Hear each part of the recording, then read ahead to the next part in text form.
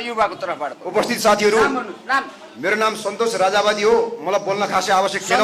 सन्तोष के? सन्तोष राजावादी हुँ म देशभक्त हो, राजभक्त हुँ। सन्तोष के भन्नु? राजावादी, म राजावादी हुँ। नामै राजावादी। नामै राजावादी मेरो है। सुन्नुहोस्, हल्ला नगर्नु, एकछिन सुनिदिनुहोस्। सुन्नुहोस्, जुन आज हामीले भूभाग मिचिएको कुरा गर्दैछ, मिचिएको होइन बेचिएको। सुन्नुहोस् सुन्नुहोस्, हल्ला नगर्नुहोस्। दलाल नेता बनाउँदाखेरि बेचेको ख्याल गर्नुहोस्। आज यसको मालिक को? ल मलाई भनिदिनुहोस्। आज यसको मालिक मैले छातीमा सजाएर हिँडेको छु, राजा ज्ञानेन्द्र हुन्।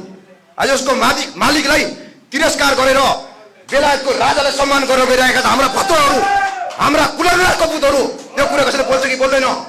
हाम्रा देशका आज राजा ज्ञानेन्द्र भारत गएर राष्ट्र प्रमुख लिन आउँछन्, सरकार प्रमुख लिन आउँछन्।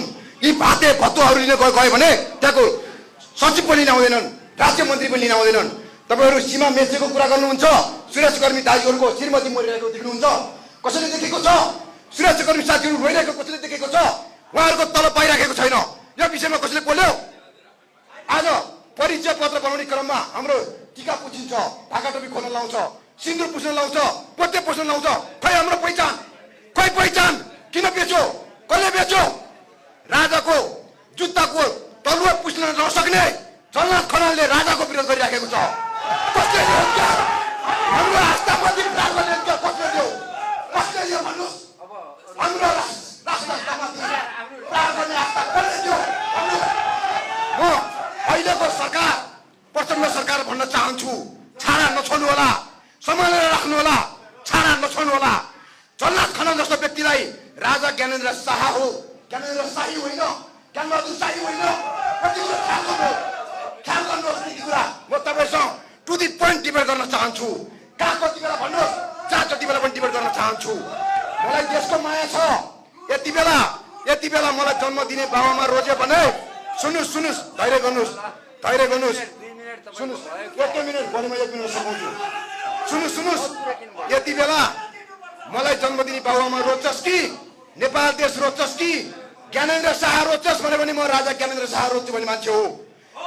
त्यहीँ गएर हेर्नुहोस्, एयरपोर्टमा दिनमा 4,000, 6,000, 10,000 मान्छे विदेश पलायन भइराखेको छ। तपाईँको आँखाले कुनै दिन देख्यो? ल भन्नुहोस्, 72 करोड सबको काण्ड खोइ, ल भन्नुहोस्। होइन, त्यस कारणले मैले भन्दैछु त्यसको बारेमा अहिले कुरा भन्दैछु।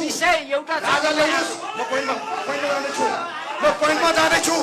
राजा ल्याउनुहोस्, माइकले खोज्नुहोस्। राजा ल्याउनुहोस्, राजाले वार्ता गर्छ। सुन्नुहोस्, राजाले वार्ता गर्छ। तपाईँलाई सुझाव राख्न दिएको 4वटा एजेन्डामा सुझाव दिँदैछु म।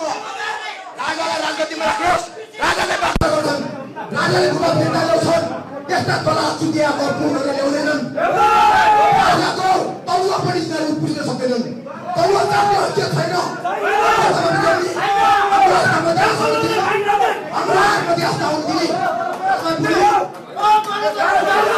हाम्रो